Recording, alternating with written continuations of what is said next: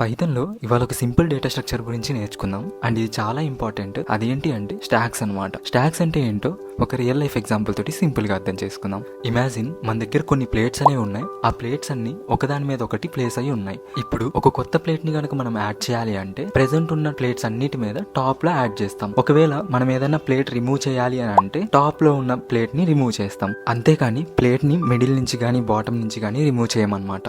So ఇప్పుడు అసలు stock అంటే ఏంటో ఒకసారి చూద్దాం. స్టాక్ అనేది లిఫో అనే ప్రిన్సిపల్ ని ఫాలో అవుతుంది. లిఫో అంటే లాస్ట్ ఇన్ ఫస్ట్ అవుట్. ఏదైతే లాస్ట్ ఇన్సర్ట్ చేస్తామో ఫస్ట్ దాన్ని రిమూవ్ చేస్తాం అనమాట. ఇప్పుడు ఒక ప్లేట్ ఎగ్జాంపుల్ తోటి ఇంకా క్లియర్ గా అర్థం చేసుకుందాం. ఫస్ట్ మనకి స్టాక్ అనేది ఎంటీగా ఉంది.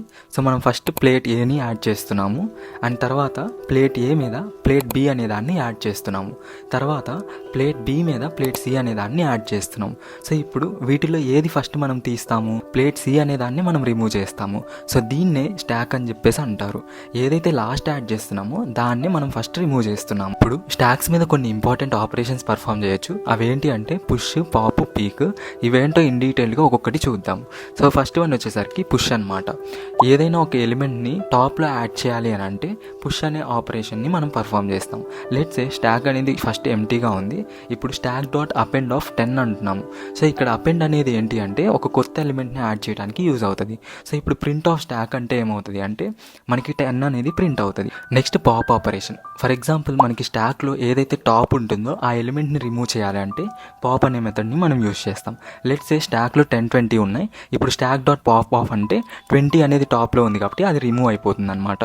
సో మనకి ప్రింట్ ఆఫ్ స్టాక్ అంటే అప్పుడు 10 మాత్రమే ప్రింట్ అవుతుంది. And next peak operation. For example మనకి స్టాక్ లో ఏదైతే టాప్ లో ఉంటుందో ఆ ఎలిమెంట్ ఏంటి అనేది ఫైండ్ అవుట్ చేయాలి అన్నప్పుడు ఈ పీక్ అనే మెథడ్ ని మనం యూజ్ చేస్తాం. లెట్స్ సే స్టాక్ లో 10, 20, 30 ఉన్నాయి. ఇప్పుడు మనకి టాప్ లో ఏది ఉంది? 30 అనేది ఉంది కాబట్టి స్టాక్ ఆఫ్ -1 అంటే నెగిటివ్ ఇండెక్సింగ్ అనమాట.